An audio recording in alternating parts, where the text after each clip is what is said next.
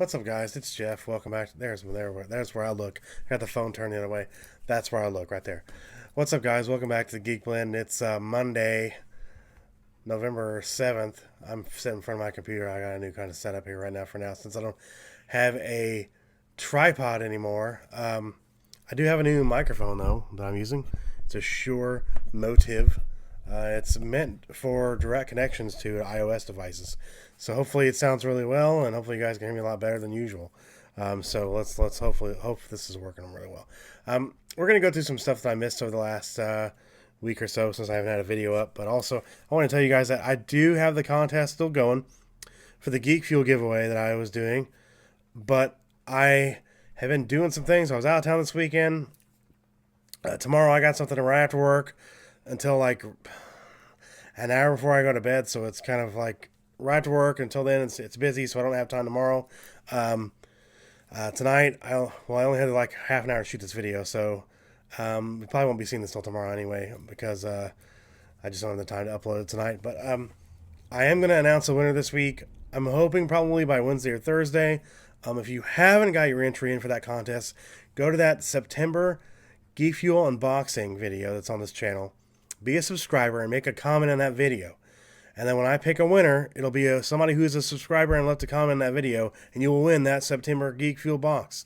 Go watch the unboxing so you can see all the cool shit you can get from that box I'm giving away. There's a bunch of cool stuff in that. So anyway, so yeah, go do that. Go pause this. Go leave a comment and subscribe to the channel. Enter the contest and then come back and watch this video. So okay, I'm assuming you've done that and you're back and you're watching this now. We're going to go over some stuff. I'm just going to start kind of going through some news articles. I'm on comicbookmovie.com. Really, really good site that aggregates all the good stories in the comic book and geek world. So I would definitely recommend checking them out. There's another really good site I use. It's Batman-news.com. Batman-news.com. That's another really good one I use. So definitely check that one out. But right now we're just going to use comicbookmovie.com since they've got all the stuff that's going on. First thing I want to talk about is Rick Famuyiwa leaving the Flash movie. A lot of people are freaking out about this and going apeshit bananas about this. Like, oh, this is huge, terrible news for DC that Warner Brothers lost another director. This is the second director. Well, people say technically the third, but Lord and Miller were not attached to direct the Flash. They only were brought in to work on the script, and they were really never attached to direct it. I think they were probably courted a little bit, but I think they were just mainly brought on for the script. I think they had other things in the works with Disney, because now they're doing the Han Solo standalone. I think they had other stuff going on. So technically, this is the second director they've lost. The first guy, Seth Graham Smith, I believe his name was, hadn't even directed a feature-length film. Bad choice, in my opinion. I think he really kind of sold himself in that first meeting, but I don't think it was a good choice. And Rick Famuyiwa, Dope was pretty good. It was way over hot. Like, I've had a lot of people tell me, you gotta see the movie. It's like one of the best movies of the year. Big disappointment to me. It wasn't as good as I thought it was going to be. Really good performances, though. I thought he was directing was pretty good. The cinematography was okay. I just didn't think it was as good as people said it was. I don't think he was the right choice for the Flash in the first place. After some of the comments he made after exiting the project, I'm okay with him leaving. I think this is Geoff Johns. He's full. Rick Famuyiwa is on board before Geoff Johns was like the Kevin Feige. The Kevin Feige person at Warner Bros. And DC. So I believe this is now because of Geoff Johns. I believe he came in and said, no, this is the Flash we want to do. This is Flash in the comics. This is what the character's about. This is what he's going to be. This is what we're going to do. If you don't like it or this doesn't gel with what you're doing, see ya.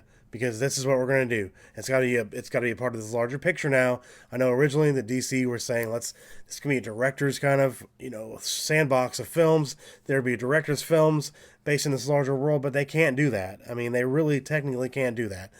You have to kind of have these rules, and people are like saying on, like I've seen other people talk about this, saying it's basically like an episode of a show. And you think about it, it is. The larger perspective is the show, which is the cinematic universe. Like Marvel does it, Kevin Feige does that. They bring in the directors. They've lost directors because of it. It happens. Okay, so people need to stop freaking out about it. I think it's a good thing. We'll probably find out who the director is in the next couple of weeks. They were supposed to start shooting in the spring. I don't think it's going to stop. The schedule's going to continue to go. I think that's what they're going to keep doing. So I think they'll announce in the next couple of weeks who our director is. And I don't think there's going to be. I think people are going to be more excited who they pick. I'm not going to make any predictions because I'm not. That's not what I do. I'm not really into the whole. I don't want to do that because I don't want you to be like, well, you said this guy, but he wasn't even in the running. But I know. So I'm not even going to predict. I'm going to be optimistic and say that this is what happened. That's my thoughts, what I've seen of other people saying. From when I heard this initially, that's what I thought immediately. That Geoff Johns came in after being put up on the top as, hey, you're now the head of DC Films. Okay, so what do you need? So he started going through, and I think he did a lot of stuff with Wonder Woman behind the scenes to get that where it was. And I think they really didn't need to do a lot because Patty Jenkins was such a big fan of that story, and she's wanting to do a Wonder Woman movie her whole life. So I believe that there wasn't a lot to do with that. But I think when it got to Rick and what he had been doing with The Flash and his next pass of the script that Lord Miller had done, and Seth Grahame-Smith had done another pass of the script, I think what he had done probably wasn't in the vein of what Johns wanted to do with the vision of The Flash from the comic books. So I think Geoff Johns is going to be kind of going towards more a Rebirth kind of feel for these characters, which is great. I've been reading a lot of DC Rebirth, and that's a good idea. So, yeah, everybody needs to calm down about that. We're going to find out who the new director is, and I think everybody's going to be more excited about who that is compared to who it was. So I think we're fine on that. So the next article we're going to talk about is something I'm not even going to really discuss very long. Some douchebag author, I'm not even going to say his name. I mean, he wrote a couple of really great books, but he was in a meeting with some people, and they saying that, oh, I heard Warner Brothers executives say that the Ben Affleck Batman script was a mess, but the Warner Brothers executives didn't give a shit because Warner Brothers or Batman's going to make a crap ton of money, so we don't care. Let him do it. It's fine. Let him throw up a mess of a film. It's fine. I don't believe this for 1 second. He came back and backtracked this crap today, so I'm really not. That's why I'm not touching on a lot. I'm bringing it up because one of the websites that ran with this was Batman News that I was talking about earlier, and he got really smashed in his comment section for this. But he reported it because this guy said it. And he's a Batman News website. And now he's a very bigger DC Picture website. So, yeah, he reported it because this guy, and he was reporting it to say that this guy was saying this stuff. But we need to calm down and not worry because it's just hearsay. Some guy heard from this guy who heard about this guy who heard from this guy's roommate kind of thing. So don't worry about it. It's just a rumor. Like, people are running with it on other sites I've seen, and it's like, don't worry. Sorry, I'm trying to click on this article, but don't worry about it. It's just a rumor until like Warner Brothers comes out and said, yeah, this is true. The script is a mess, but we're going to do it anyway. Then that's when you believe it. A lot of this stuff that we're talking about is rumors anyway. So until it's proven like 100%, or we're getting it from a source that we know that's been proven, has a proven track record in the past, that's a different story. But this guy was just at a dinner with some friends who heard from another friend about the script at Warner Brothers. I'm going to read a quote from this guy. I'm not going to read his stupid name. I know he's a good author, and that's great, but doing this, and he came out today and said, I didn't know this was going to be ran in this website. I'm not even going to mention the website either. I don't even want this website to gain this traction from this. He said, they were just telling me that there are serious problems with the script, and that the executives I was having dinner with were complaining about people who work on the Batman movie. And they just said that they went to the studio and they said, look, the script is, here's 30 things that are wrong with it we can fix. And the executive said, we don't care. We don't really care. The amount of money we're going to make globally. I mean, 70% of our audience is not going to be seeing this in English. And it doesn't really matter. These things that you're bringing up about the flaws of the script. So I don't think global concerns play a big part in how movies and what movies are being made, obviously. What? Anyway, do we want to listen to anybody who's talking about movie executives saying, Here's some problems with the Batman script. Why would I listen to a movie executive about a Batman script? No, who cares? So I just wanted to report on that because people are talking about it and nobody needs to care about it. You guys really don't need to care about it. Like, people are running with it on other sites, making it even a bigger deal. What Chris is doing on Batman News is saying, look, I'm reporting this because this guy was saying this and he needs to not say this crap because he's hearing it and it's all hearsay. And then he reported it again, then he backtracked and he covered the article well because that's what he does. It wasn't clickbait on his part, but what other people were doing with it were making it about that and running with it, making it a big story, and then writing an article about basically a panic article, and he wasn't doing that. So make sure you don't read articles like that. They're basically just trying to pull panic for sake of panic. So there's a lot of stuff going on with that crap. Just remember, make sure it's a site that you trust or you know it's a trusted source. Like, if it's Movie Pilot, just stay away from that. Don't even. Birth Movies Death, stay away from that. There's a lot of them out there. I could, like, Reddit threads or that kind of stuff, rumors from Reddit stuff. Yeah, I've reported on stuff like that, but a lot of times, if that stuff's taken down really quickly, usually there might be a grain of truth to stuff like that. But other than that, like, you just kind of, if somebody's saying a rumor that's, like I said, it's a hearsay rumor, just don't panic about stuff. Like, people are panicking about the Flash director leaving too. Just let's wait and not panic, okay? I don't think Affleck's going to turn in a crap script, and we know it ain't done yet. He said that repeatedly in the last, 2 months in these interviews. It's not done. We're not done. We're not shooting yet. There's not even a start date. But all these other actors are saying, yeah, we start shooting in the spring, or we start shooting in the summer. But he's writing the script. So, and he's saying we're not ready. It's not done. So when he says we're ready to go, we're going to start shooting. That's when we'll know something's going on. But until then, let's move on and focus on bigger and better stuff. So, I was going to talk about really quickly. I'm going to touch on the Beauty and the Beast pictures that Entertainment Weekly released. I can't think of her name now. My internet is really acting up right now. I don't know what's going on here. There we go. Finally, I don't know what's going on. Okay, so Entertainment Weekly had them on the cover. Preview, and Emma Watson is playing Belle, and she is on the cover with Beast, and it looks fantastic. It looks like what you would think a live action Beauty and the Beast would look like. I mean, and then there's a picture of her, a full picture of her in the gown, picture of her and her father, a picture of her and Beast, another picture of her in front of a window, and then Gaston, and then there's the teapot and the candle and the clock and the feather duster, and then there's the director and behind the scenes shots, and there's another image of Gaston. But again, these are really good pictures. It makes you really want this movie to be here quicker.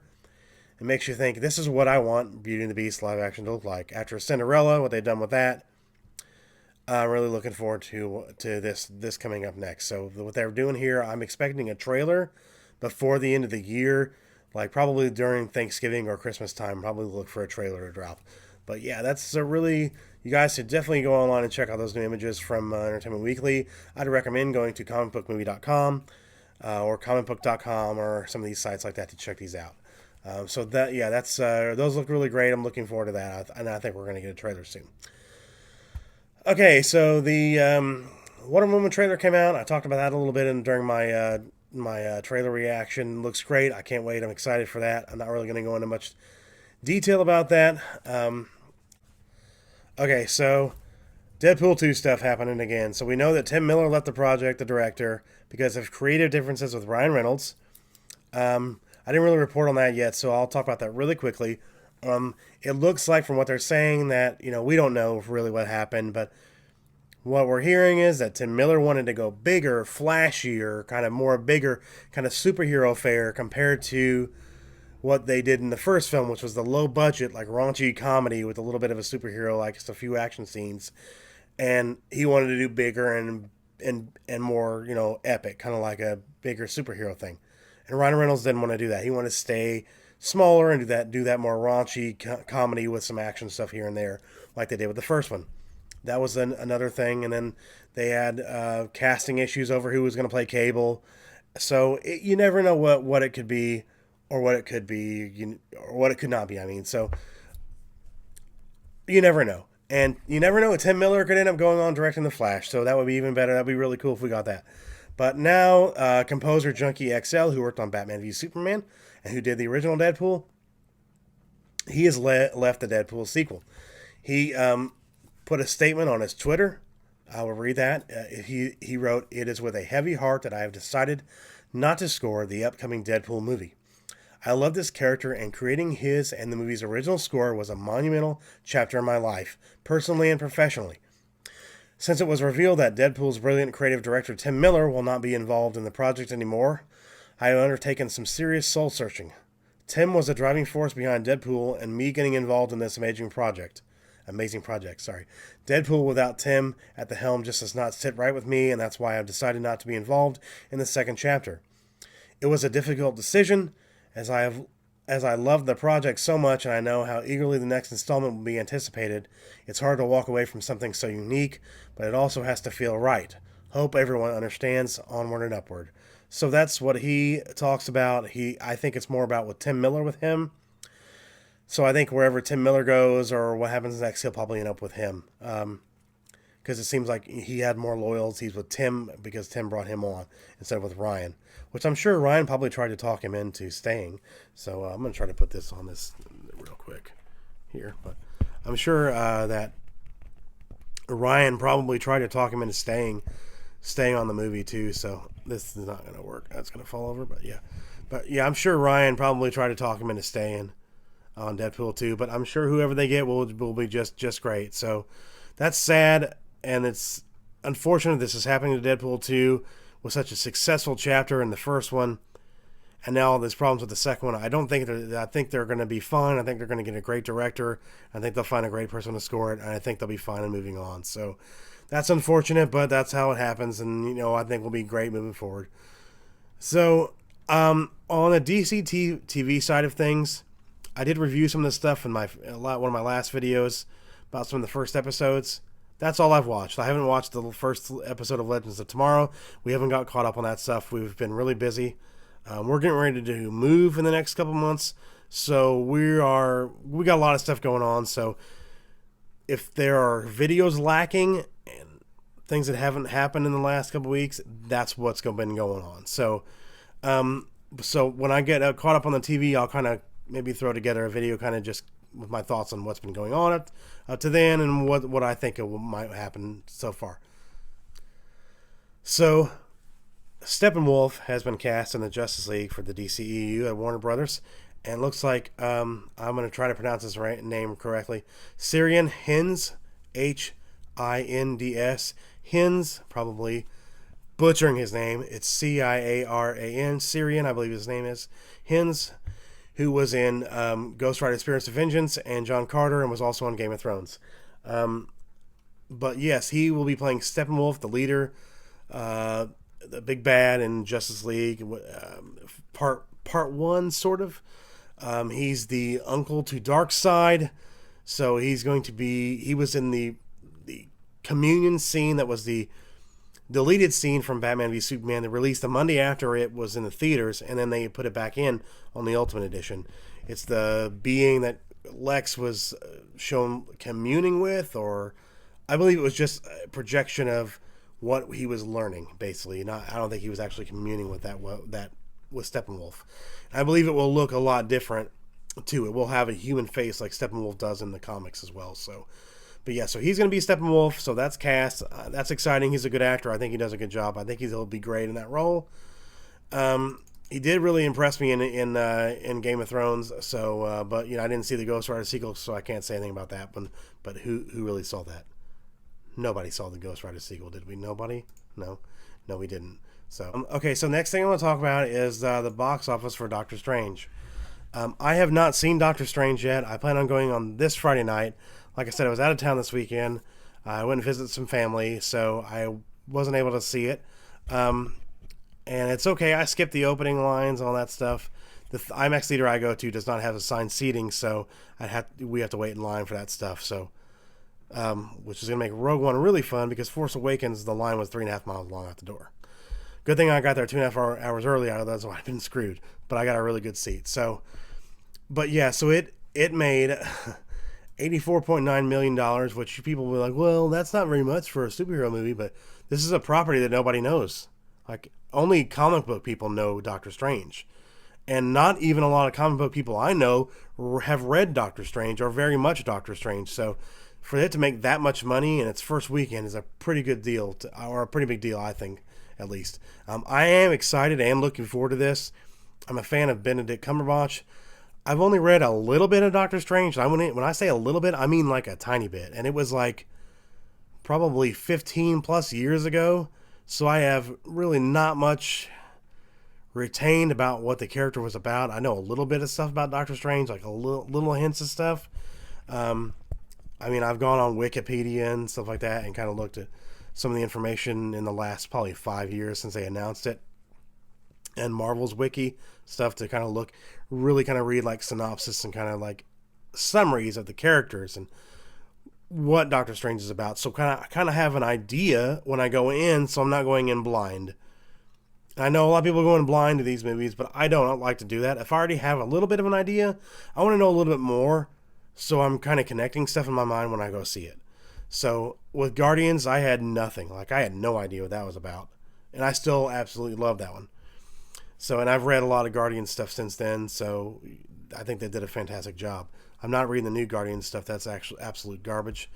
If you want to read the good Guardian stuff, I'd go back quite a ways. Go to your local comic book shop, and they'll definitely recommend some stuff.